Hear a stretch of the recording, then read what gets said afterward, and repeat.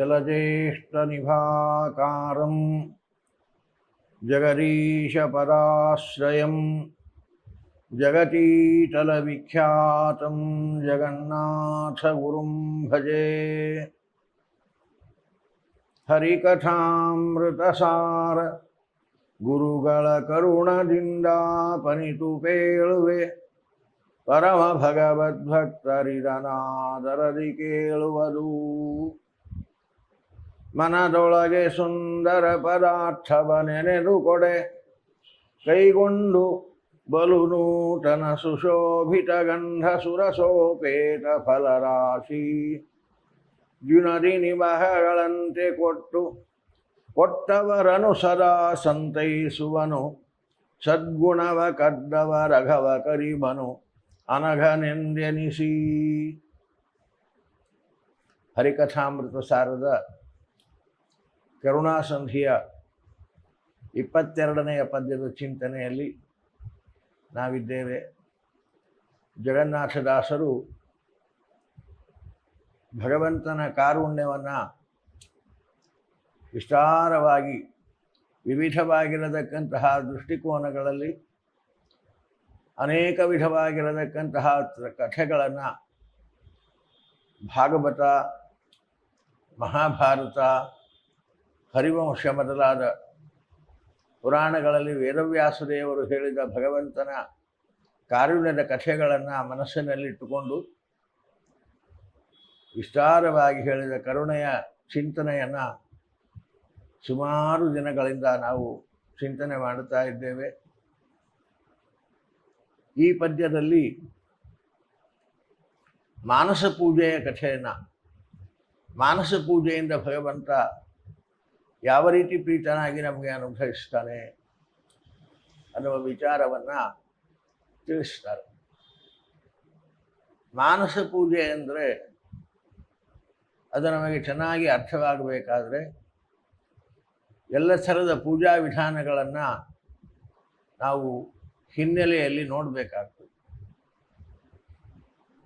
ಶಾಸ್ತ್ರಗಳಲ್ಲಿ 3 ವಿಧವಾಗಿರತಕ್ಕಂತಹ ಪೂಜಾ ವಿಧಾನಗಳನ್ನು ಹೇಳ್ತಾರೆ. ಒಂದು ಕಾಯಿಕ ಪೂಜಾ, ಒಂದು ವಾಚನಿಕ ಪೂಜಾ, ಒಂದು ಮಾನಸ ಪೂಜಾ. ಹೀಗೆ 3 ಥರದ ಪೂಜೆಗಳನ್ನು ಹೇಳ್ತಾರೆ. ಧ್ರುವ ತಾನು ಅರಣ್ಯಕ್ಕೆ ತಪಸ್ಸಿಗಾಗಿ ಹೊರಟಾಗ ನಾರದರು ಧ್ರುವನಿಗೆ ಉಪದೇಶ ಮಾಡುತ್ತಾ ಈ 3 ವಿಧವಾಗಿರತಕ್ಕಂತಹ ಪೂಜೆಗಳ ಬಗ್ಗೆ ಹೇಳಿದ್ದನ್ನು ಶ್ರೀಮದ್ ಭಾಗವತದ ಚತುರ್ಥ ಸ್ಕಂಧದಲ್ಲಿ ನಾವು ತಿಳಿತೇವೆ. ಕಾಯಿಕ ಪೂಜಾ ಅಂದರೆ ಶಾರೀರಿಕವಾಗಿ ಮಾಡತಕ್ಕಂಥದ್ದು. ಶುದ್ಧೋದಕದಲ್ಲಿ ಸ್ನಾನ ಮಾಡಿ ಶುದ್ಧ ವಸ್ತ್ರಗಳನ್ನುಟ್ಟು ಎಲ್ಲ ಪೂಜಾ ಪರಿಕರಗಳನ್ನು, ಆ ಉಪಕರಣಗಳನ್ನು ಇಟ್ಟುಕೊಂಡು ಶಾಲಗ್ರಾಮ, ಭಗವಂತನ ಪ್ರತಿಮೆಗಳನ್ನು ಇಟ್ಟುಕೊಂಡು ಷೋಡಶೋಪಚಾರ ಪೂಜೆ, ಧ್ಯಾನ, ಆವಾಹನ, ಆಸನ, ಅರ್ಘ್ಯ, ಪಾದ್ಯ, ಸ್ನಾನ, ವಸ್ತ್ರೋಪವಸ್ತ್ರ, ಆಭರಣಗಳು, ವಿಲೇಪನ, ಅಲಂಕಾರ, ತುಳಸಿ ಅರ್ಚನೆ, ಪುಷ್ಪಗಳಿಂದ ಅರ್ಚನೆ, ಧೂಪ, ದೀಪ, ನೈವೇದ್ಯ, ಮಂತ್ರಪುಷ್ಪ, ಶರಣಾಗತಿ ಪ್ರಾರ್ಥನೆ, ಹೀಗೆ ಅನೇಕ ಉಪಚಾರಗಳಿಂದ ಭಗವಂತನನ್ನು ಶಾರೀರಿಕವಾಗಿ ಪೂಜಿಸತಕ್ಕಂಥದ್ದು. ಇದನ್ನು ಪ್ರಶಸ್ತವಾಗಿ ಪ್ರತಿದಿನವೂ ಕೂಡ ಪ್ರತಿಯೊಬ್ಬರೂ ಅವಶ್ಯವಾಗಿ ಮಾಡಬೇಕಾಗಿರತಕ್ಕಂಥದ್ದು. ಧ್ಯಾನಾವಾಹನಾದಿ ಷೋಡಶೋಪಚಾರ ಪೂಜೆ ಪ್ರಶಸ್ತವಾಗಿ ಭಗವಂತನ ಪ್ರೀತಿಗಾಗಿ ಬಹಳ ವೈಭವದಿಂದ, ದೇವರು ಕೊಟ್ಟ ವೈಭವದಿಂದ ವೈಭವದ ಪೂಜೆಯನ್ನು ಪ್ರತಿನಿತ್ಯದಲ್ಲಿ ಪ್ರತಿಯೊಬ್ಬರೂ ಮಾಡಬೇಕಾಗಿರತಕ್ಕಂಥ ಪೂಜೆ ಇದು. ಈ ಪೂಜೆಗಿಂತ ಎರಡನೆಯದಾಗಿರತಕ್ಕಂತಹ ವಾಚನಿಕ ಪೂಜಾ ಭಗವಂತನಿಗೆ ಬಹಳ ಪ್ರೀತ್ಯಾಸ್ಪದವಾಗಿರತಕ್ಕಂಥದ್ದು. ಯಾಕೆ ಅಂದರೆ ಈ ಶಾರೀರಿಕ ಪೂಜೆಯಲ್ಲಿ ಮನಸ್ಸು ಬೇರೆ ಕಡೆ ಹೋಗ್ಲಿಕ್ಕೆ ಸಾಧ್ಯ ಇಲ್ಲ. ಯಾಂತ್ರಿಕವಾಗಿ ಪ್ರತಿನಿತ್ಯದ ಅಭ್ಯಾಸದ ಬಲದಿಂದ ಯಾಂತ್ರಿಕವಾಗಿ ಪೂಜೆ ಮಾಡಲಿಕ್ಕೆ ಸಾಧ್ಯ ಇರ್ತದೆ. ಮನಸ್ಸಿಟ್ಟು ಪೂಜೆ ಮಾಡಬೇಕು ಅಂತಿಲ್ಲ, ಮಾಡಬೇಕು ನಿಜ ಮನಸ್ಸಿಟ್ಟು, ಆದರೆ ಯಾಂತ್ರಿಕವಾಗಿ ಪೂಜೆ ಮಾಡ್ತಾ ಮನಸ್ಸು ಬೇರೆ ಆಲೋಚನೆ ಮಾಡ್ಬೋದು. ಹಾಗೆ ಒಂದು ಸಾಧ್ಯತೆಗಳು ಶಾರೀರಿಕ ಪೂಜೆಯಲ್ಲಿ ಇರ್ತದೆ. ಈ ವಿಷಯದಲ್ಲಿ ಒಂದು ಕಥೆಯನ್ನು ಸ್ಮರಿಸ್ಬೇಕು ನಾವು. ನಮ್ಮ ಶಾರೀರಿಕ ಪೂಜೆಯಲ್ಲಿ ಮನಸ್ಸು ಬೇರೆ ಕಡೆಗೆ ಇಟ್ಟು ಯಾಂತ್ರಿಕವಾಗಿ ಪೂಜೆ ಹೇಗೆ ನಡೀತದೆ ಅನ್ನುವಲ್ಲಿ ಹಿಂದೆ ನಡೆದ ಒಂದು ಇತಿಹಾಸವನ್ನು ಸ್ಮರಿಸಿದರೆ ನಿಮಗೆ ಅರ್ಥ ಆಗ್ತದೆ.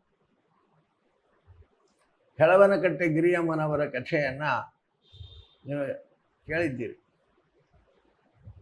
ಆ ಗಿರಿಯಮ್ಮನವರು ಒಂದು ಸಲ ಮನೆಯಲ್ಲಿ ಅಕ್ಕಿ ಸ್ವಚ್ಛ ಮಾಡ್ತಾ ಇರ್ತಾರೆ ಅಡುಗೆಗಾಗಿ. ಒಳಗಡೆಗೆ ಅತ್ತೆ ಅಡುಗೆ ಮನೆಯಲ್ಲಿ ಅಡುಗೆ ಮಾಡುತ್ತಾ ಇದ್ದಾರೆ. ಮಾವ ಪೂಜಾಗೃಹದಲ್ಲಿ ಪೂಜೆ ಮಾಡುತ್ತಾ ಇದ್ದಾರೆ. ಅಡಿಗೆಗೆ ಬೇಕಾದ ಸಿದ್ಧತೆಗಳನ್ನು ಗಿರಿಯಮ್ಮನವರು ಮೇಲಿದ್ದು ಮಾಡಿಕೊಡುತ್ತಾ ಇದ್ದಾರೆ. ಆ ಸಮಯದಲ್ಲಿ ಯಾರೋ ಒಬ್ಬರು ಗಿರಿಯಮ್ಮನವರ ಮಾವನವರನ್ನು ಭೇಟಿಯಾಗಲಿಕ್ಕೆ ಅವರ ಪರಿಚಿತರು ಬಂದರು.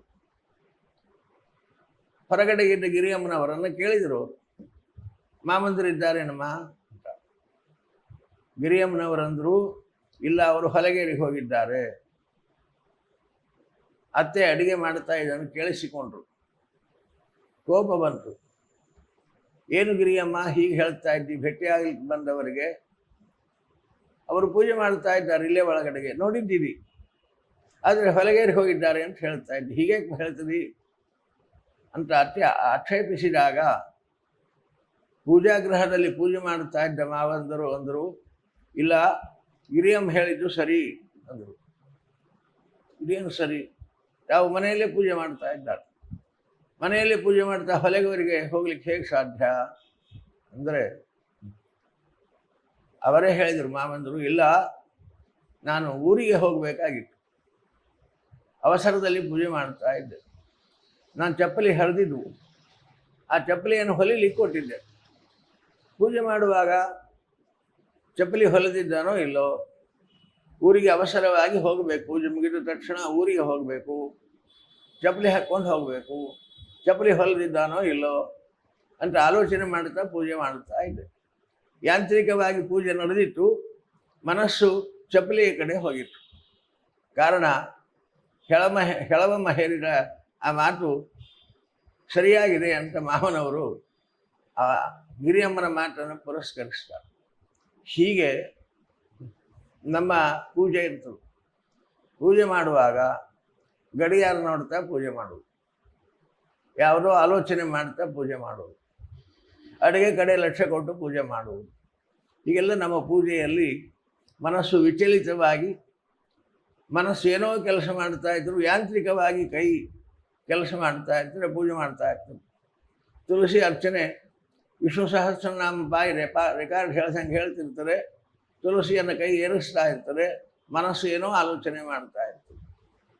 ಹೀಗೆಲ್ಲ ಕಾಯಿಕ ಪೂಜೆಯಲ್ಲಿ ಮನಸ್ಸು ಏಕಾಗ್ರವಾಗಿ ನಿಲ್ಲದೆ ಬೇರೆ ಕಡೆಗೆ ಆಲೋಚನೆ ಮಾಡ್ತಾ ಯಾಂತ್ರಿಕವಾಗಿ ಪೂಜೆ ಮಾಡುವುದು ಇದೇ ನಮಗೆ ಹೆಚ್ಚಾಗಿ ಕಾಣ್ತದೆ. ಕಾಯಿಕ ಪೂಜೆಯಲ್ಲಿ ನಿಖರವಾಗಿ ಮನಸ್ಸನ್ನು ಏಕಾಗ್ರವಾಗಿ ನಿಲ್ಲಿಸಿ ಶಾರೀರಿಕವಾಗಿ ಪೂಜೆ ಮಾಡುವುದು ಬಹಳ ಕಷ್ಟದ ಕೆಲಸ. ಮನಸ್ಸು ನಿಲ್ಲಲ್ಲ, ಚಂಚಲ. ಆದರೆ ಕಾಯಿಕ ಪೂಜೆಗಿಂತ ವಾಚನಿಕ ಪೂಜೆಯಲ್ಲಿ ಮನಸ್ಸು ಏಕಾಗ್ರವಾಗಿರ್ತದೆ. ಏನಿದು ವಾಚನಿಕ ಪೂಜೆ ಅಂದರೆ ನಾವೀಗ ಮಾಡುತ್ತಾ ಇರೋದೇ ವಾಚನಿಕ ಪೂಜೆ. ಮಾತುಗಳಿಂದ ಭಗವಂತನ ಗುಣಗಳನ್ನು ಚಿಂತನೆ ಮಾಡುವುದು, ಮಾತುಗಳಿಂದ ಭಗವಂತನ ಅಪಾರವಾಗಿರತಕ್ಕಂತಹ ಮಹಿಮೆಯನ್ನು ಕೊಂಡಾಡುವುದು, ಮಾತುಗಳಿಂದ ಭಗವಂತನ ವಿವಿಧವಾಗಿರತಕ್ಕಂತಹ ಲೀಲೆಗಳನ್ನು ಕೊಂಡಾಡತಕ್ಕಂಥದ್ದು. ಮಾತುಗಳಿಂದ ಭಗವಂತನ ವಿವಿಧವಾಗಿರತಕ್ಕಂತಹ ಮಹಿಮೆಗಳನ್ನು ಕೊಂಡಾಡತಕ್ಕಂಥದ್ದು. ಮಾತುಗಳಿಂದ ಭಗವಂತನ ಅಪಾರವಾದ ವಿವಿಧ ಅವತಾರಗಳ ಕಥೆಗಳನ್ನು, ಆ ಅವತಾರದಲ್ಲಿ ತೋರಿಸಿದ ಲೀಲೆಗಳನ್ನು, ಮಹಾತ್ಮೆಯನ್ನು, ಲೋಕ ಸಂದೇಶಗಳನ್ನು, ಅವನು ಮಾಡಿದ ಉಪದೇಶವನ್ನು, ಮಾಡಿದ ಭಕ್ತ ಉದ್ಧಾರವನ್ನು, ಭಕ್ತರಿಗೆ ತೋರಿಸಿದ ವಾತ್ಸಲ್ಯವನ್ನು ಕೊಂಡಾಡತಕ್ಕಂಥದ್ದು. ಇದು ವಾಚನಿಕವಾದ ಪೂಜೆ. ಭಗವಂತನ ಬಗ್ಗೆ ಅವನ ಮಹಾತ್ಮೆಯನ್ನು ಹೇಳುವಾಗ ಮನಸ್ಸು ಬೇರೆ ಕಡೆ ಹೋದರೆ ಅವನ ಮಹಿಮೆ ಹೇಳಲಿಕ್ಕೆ ಆಗಲ್ಲ. ಮನಸ್ಸು ವ್ಯಗ್ರವಾದರೆ ಪ್ರವಚನ ಮಾಡಲಿಕ್ಕಾಗಲ್ಲ. ಅವನ ಗುಣಗಳನ್ನು, ಅವನ ಮಹಾತ್ಮೆಯನ್ನು ಹೇಳಲಿಕ್ಕಾಗಲ್ಲ. ಏಕಚಿತ್ತ ಇದ್ದಾಗ ಮಾತ್ರ ಅದನ್ನು ಸಮಗ್ರವಾಗಿ ಹೇಳಲಿಕ್ಕಾಗ್ತದೆ. ಕಾರಣ, ಇಂತಹ ವಾಚನಿಕ ಪೂಜೆ ಇದು ಏಕಾಗ್ರ ಚಿತ್ತದಿಂದ ಮಾತ್ರ ಮಾಡಲಿಕ್ಕೆ ಸಾಧ್ಯ. ಆದ್ದರಿಂದಾಗಿ ಶಾರೀರಿಕ ಪೂಜೆಗಿಂತ ಈ ವಾಚನಿಕ ಪೂಜೆ ಭಗವಂತನಿಗೆ ಬಹಳ ಪ್ರೀತಿಕರವಾಗಿರತಕ್ಕಂಥದ್ದಾಗ್ತದೆ. ಇದು ವಾಚನಿಕ ಪೂಜೆ. ಈಗ ನಾವು ಮಾಡುತ್ತಾ ಇರೋದು.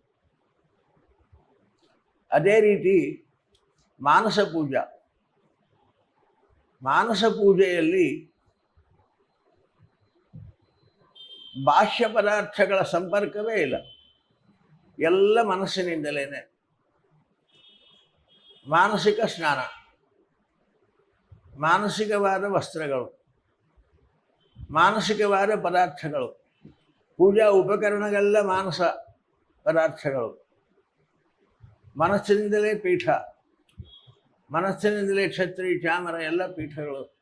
ರತ್ನಸಿಂಹಾಸನ ಭಗವಂತನಿಗೆ ಕಲ್ಪಿಸಿ, ಭಗವಂತನ ರೂಪವನ್ನು ಚಿಂತಿಸಿ ಆ ರತ್ನಸಿಂಹಾಸನದಲ್ಲಿ ಕೂಡಿಸಿ ಅರ್ಘ್ಯ, ಪಾದ್ಯ ಎಲ್ಲ ಉಪಚಾರಗಳು ಕೂಡ ಮಾನಸಿಕವಾಗಿಯೇ ಮಾಡತಕ್ಕಂಥದ್ದು. ಕಣ್ಮುಚ್ಚಿ ಮಾಡುವ ಪೂಜೆ.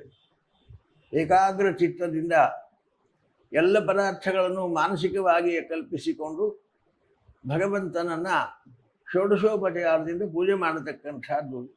ಇದು ಮಾನಸ ಪೂಜೆ. ಇದು ಕಾಯಿಕ ವಾಚನಿಕ ಪೂಜೆಗಳಿಗಿಂತ ಭಗವಂತನಿಗೆ ಅತ್ಯಂತ ಪ್ರಿಯವಾಗಿರತಕ್ಕಂತಹ ಪೂಜೆ. ಆದರೆ ಅಷ್ಟೇ ಕಠಿಣವಾಗಿರತಕ್ಕಂತಹ ಪೂಜೆ. ಮನಸ್ಸಿನ ಏಕಾಗ್ರತೆ, ಆ ಎಲ್ಲ ಉಪಕರಣಗಳನ್ನು ಮಾನಸಿಕವಾಗಿಯೇ ಸಿದ್ಧ ಮಾಡಿಕೊಳ್ಳತಕ್ಕಂಥದ್ದು. ಇದೆಲ್ಲ ಬಹಳ ಕಷ್ಟಕರವಾಗಿರತಕ್ಕಂತಹ ಪೂಜೆ. ಆದರೆ ಏಕಾಗ್ರವಾಗಿ ಈ ಮಾನಸ ಪೂಜೆಯನ್ನು ಮಾಡಿಬಿಟ್ರೆ ಭಗವಂತನಿಗೆ ಅಪಾರವಾಗಿರತಕ್ಕಂತಹ ಪ್ರೀತಿ, ಭಗವಂತನ ಅಪಾರವಾದ ಕಾರುಣ್ಯವನ್ನು ನಾವು ಪಡೀಲಿಕ್ಕೆ ಸಾಧ್ಯ. ಇಂತಹ ಮಾನಸ ಪೂಜೆಯನ್ನು ಭಗವಂತನಿಗೆ ನಿತ್ಯದಲ್ಲಿ ಮಾಡಬೇಕು. ಸ್ನಾನವೂ ಧ್ಯಾನ ಸ್ನಾನ ಎಲ್ಲವೂ ಮಾನಸಿಕವಾಗಿರತಕ್ಕಂಥದ್ದು. ಈ ಮಾನಸ ಪೂಜೆಯಲ್ಲಿ, ಕಾಯಿಕ ಪೂಜೆಯಲ್ಲಿ ಅಸಾಧ್ಯವಾದದ್ದನ್ನು ಸಾಧಿಸುವ ಸಾಧ್ಯತೆಗಳು ಹೆಚ್ಚು.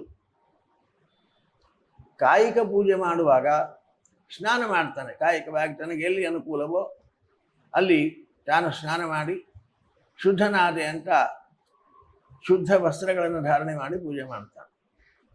ಮಾನಸ ಪೂಜೆಯಲ್ಲಿ ನಿತ್ಯ ಗಂಗಾ ಸ್ನಾನ ಮಾಡ್ಬೋದು. ಮನಸ್ಸಿನಿಂದಲೇ ಗಂಗೆ ಹೋಗಿ ಅವಗಾಹನ ಸ್ನಾನ ಮಾಡುತ್ತಾ ಇದ್ದೇನೆ ಎನ್ನುವ ಅನುಸಂಧಾನದಿಂದ ಭಗವಂತನನ್ನು ಸ್ಮರಿಸಿ ಮಾಡತಕ್ಕಂತಹ ಸ್ನಾನ.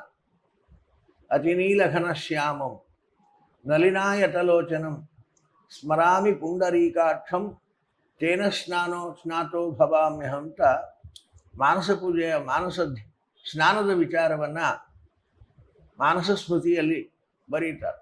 ಭೀಮಸೇನನ ಮಾನಸ ಪೂಜೆಯಲ್ಲಿ ಭೀಮಸೇನ ಹೇಳ್ತಾನೆ ಇದನ್ನು. ಮಾನಸ ಸ್ನಾನ ಅತಿನೀಲಘನ ಶ್ಯಾಮಂ ನಲಿನಾಯತಲೋಚನಂ ಸ್ಮರಾಮಿ ಪುಂಡರೀಕಾಕ್ಷಂ ತೇನ ಸ್ನಾತೋ ಭವಾಮ್ಯಹಂ ಅಂತ ಪ್ರತಿನಿತ್ಯದಲ್ಲಿ ಈ ಮಾನಸ ಸ್ನಾನವನ್ನು ಕೂಡ ಮಾಡಬೇಕು. ಶಾರೀರಿಕ ಸ್ನಾನಾದಿಗಳನ್ನು ಮಾಡಿದರೂ ಕೂಡ ಮಾನಸ ಸ್ನಾನ, ಮಾನಸ ಪೂಜೆಯನ್ನು ಅವಶ್ಯವಾಗಿ ಮಾಡಬೇಕು. ಭಗವಂತನಿಗೆ ಮಾನಸ ಪೂಜೆ ಪ್ರಿಯ ಅಂತ ಮಾನಸ ಪೂಜೆಯನ್ನು ಮಾಡ್ತಾ ಶಾರೀರಿಕ ವಾಚನಿಕ ಪೂಜೆಗಳನ್ನು ಮಾಡೋದಿಲ್ಲ ಅನ್ನೋಂಗಿಲ್ಲ. ಮಾನಸ ಪೂಜೆ ಮಾಡಿದರೂ ಕೂಡ ಶಾರೀರಿಕ ವಾಚನಿಕ ಪೂಜೆಗಳನ್ನು ಅವಶ್ಯವಾಗಿ ಮಾಡಬೇಕು. ಯಾಕೆ ಮಾಡಬೇಕು? ಮಾನಸ ಪೂಜೆ ಭಗವಂತನಿಗೆ ಅತ್ಯಂತ ಪ್ರಿಯವಾದದ್ದು. ಅದನ್ನು ಮಾಡಿಬಿಟ್ರೆ ಆಯಿತು. ಈ ಶಾರೀರಿಕ ವಾಚನಿಕ ಪೂಜೆಗಳ ಅವಶ್ಯಕತೆ ಏನು? ಅದಕ್ಕಿಂತ ಪ್ರಶಸ್ತವಾದದ್ದು ಮಾನಸ ಪೂಜೆ. ಅದನ್ನು ಮಾಡಿಬಿಟ್ರೆ ಆಯಿತು ಅಂತ ಆಕ್ಷೇಪಿಸಬಹುದು. ಆದರೆ ಮಾನಸ ಪೂಜೆ ಮಾಡಿದರೂ ಕೂಡ ಶಾರೀರಿಕ ವಾಚನಿಕ ಪೂಜೆಗಳನ್ನು ಅವಶ್ಯವಾಗಿ ಮಾಡಬೇಕು. ಲೋಕ ಶಿಕ್ಷಣಾರ್ಥವಾಗಿ ಹೆಂಡತಿ ಮಕ್ಕಳು ಅವರಿಗೆಲ್ಲ ಆ ಕಲ್ಪನೆ ಬರಬೇಕು. ಭಗವಂತನನ್ನು ಹೀಗೆ ವೈಭವದಿಂದ ಪೂಜೆ ಮಾಡಬೇಕು ಅನ್ನುವ ಕಲ್ಪನೆ ಜಗತ್ತಿಗೆ ಬರಬೇಕು. ಕೇವಲ ಮಾನಸ ಪೂಜೆಯಲ್ಲಿ ನಾವು ಎಲ್ಲ ಪದಾರ್ಥಗಳನ್ನು ಕಲ್ಪಿಸಿಕೊಂಡು ಭಗವಂತನನ್ನು ಪೂಜೆ ಮಾಡಿದರೆ ನಮಗಾಯ್ತು. ಅದರ ಕಲ್ಪನೆ ಶಿಷ್ಯರಿಗೆ, ಮಕ್ಕಳಿಗೆ, ಹೆಂಡತಿಗೆ ಶಿಕ್ಷಣ ಇಲ್ಲ. ಆ ಶಿಕ್ಷಣಕ್ಕೋಸ್ಕರವಾಗಿ ಲೋಕ ಸಂಗ್ರಹಾರ್ಥವಾಗಿಯೂ ಕೂಡ ಶಾರೀರಿಕ ಪೂಜೆ ಅವಶ್ಯವಾಗಿ ಮಾಡಬೇಕಾಗುವುದು. ಅಲ್ಲದೆ ಶಾರೀರಿಕ ಪೂಜೆಯನ್ನು ಎಷ್ಟು ವಿಸ್ತಾರವಾಗಿ ಚೆನ್ನಾಗಿ ಮಾಡಲಿಕ್ಕೆ ಬರ್ತದೋ ಆಗ ಮಾನಸ ಪೂಜೆ ಬಹಳ ಸುಲಭವಾಗ್ತದೆ. ಶಾರೀರಿಕ ಪೂಜೆಯ ಅನುಭವ ಇಲ್ಲದೆ ಮಾನಸ ಪೂಜೆ ಮಾಡಲಿಕ್ಕೆ ಬಹಳ ಕಷ್ಟ ಆಗಲ್ಲ. ಆದ್ದರಿಂದ ನಮ್ಮ ಮಾನಸ ಪೂಜೆ ಅದು ಪ್ರಶಸ್ತವಾಗಬೇಕಾದರೆ ಕಾಯಿಕ ಪೂಜೆಯನ್ನು ಅವಶ್ಯವಾಗಿ ನಾವು ವಿಸ್ತಾರವಾಗಿ ಮಾಡುವುದನ್ನು ಅಭ್ಯಾಸ ಮಾಡಬೇಕಾಗ್ತದೆ. ಶಾರೀರಿಕ ಪೂಜೆ ಹೇಗೆ ವಿಸ್ತಾರವಾಗಿ ಚೆನ್ನಾಗಿ ಅಭ್ಯಾಸ ಆಗ್ತದೋ ಮಾನಸ ಪೂಜೆ ಅಷ್ಟು ಸುಲಭ ಆಗ್ತದೆ. ಆದ್ದರಿಂದ ನಮ್ಮ ಸಾಧನೆಗೆ ಪರಾಕಾಷ್ಠತೆಗಾಗಲಿ ಅಥವಾ ಲೋಕ ಶಿಕ್ಷಣಕ್ಕಾಗಿ ಆಗಲಿ ಶಾರೀರಿಕ ವಾಚನಿಕ ಪೂಜೆಗಳನ್ನು ಮಾಡಲೇಬೇಕು, ಅವಶ್ಯವಾಗಿ ಮಾಡಬೇಕು. ಆದರೆ ಭಗವಂತನಿಗೆ ಪ್ರಿಯವಾಗಬಹುದು ಮಾನಸ ಪೂಜೆ ಹೆಚ್ಚು ಪ್ರಶಸ್ತವಾಗಿರತಕ್ಕಂಥದ್ದು. ಯಾಕಂದರೆ ಎಲ್ಲ ಒಳಗಿನಿಂದ ನಿರ್ಮಿತವಾಗಿರತಕ್ಕಂತಹ ಪದಾರ್ಥಗಳು, ಹೊರಗಿನ ಪದಾರ್ಥಗಳ ಸ್ಪರ್ಶವೇ ಇಲ್ಲ. ಆದ್ದರಿಂದ ಮಾನಸ ಪೂಜೆ ಭಗವಂತನಿಗೆ ಅತ್ಯಂತ ಪ್ರಿಯವಾಗ್ತದೆ. ಆ ಮಾನಸ ಪೂಜೆಯನ್ನು ಅವಶ್ಯವಾಗಿ ಮಾಡಬೇಕು ಅಂತ ಅಭಿಪ್ರಾಯವನ್ನು ಇಷ್ಟು ಮನಸ್ಸಿನಲ್ಲಿಟ್ಟುಕೊಂಡು ಮನದೊಳಗೆ ಸುಂದರವ ಪದಾರ್ಥವ ನೆನೆದುಕೊಡೆ ಅಂತಾರೆ. ಮಾನಸ ಪೂಜೆಯಲ್ಲಿ ಸುಂದರ ಪದಾರ್ಥವ ನೆನೆದುಕೊಡೆ, ಸುಂದರವಾದ ಪದಾರ್ಥಗಳನ್ನು ಕಲ್ಪಿಸಿ ಭಗವಂತನಿಗೆ ಸಮರ್ಪಣೆ ಮಾಡುವುದು. ಅದೇನು ಮಾನಸ ಪೂಜೆಯಲ್ಲಿ ಸಮರ್ಪಣೆ ಮಾಡುವುದು? ಅದು ಹೇಗೆ ಸಮರ್ಪಣೆ ಮಾಡುವುದು? ಭಗವಂತ ಅದನ್ನು ಸ್ವೀಕಾರ ಮಾಡಿ ಹೇಗೆ ಅನುಗ್ರಹಿಸ್ತಾನೆ? ಆ ಮಾನಸ ಪೂಜೆಯ ಬಗೆ ಎಂಟು, ಅದನ್ನೆಲ್ಲ ಇನ್ನೂ ವಿಸ್ತಾರವಾಗಿ ಚಿಂತನೆ ಮಾಡಬೇಕಾಗ್ತದೆ. ಅದನ್ನು ನಾಳಿನ ಪ್ರವಚನದಲ್ಲಿ ಮತ್ತೆ ವಿಸ್ತಾರವಾಗಿ ಚಿಂತನೆಗೆ ತಂದುಕೊಳ್ಳೋಣ. ಮಧ್ವೇಶಾರ್ಪಣಮಸ್ತು. ವಿಶ್ವ ಪ್ಲಸ್ ಜನಹಿತಕ್ಕಿದು ಜ್ಞಾನದ ಜಾಲ.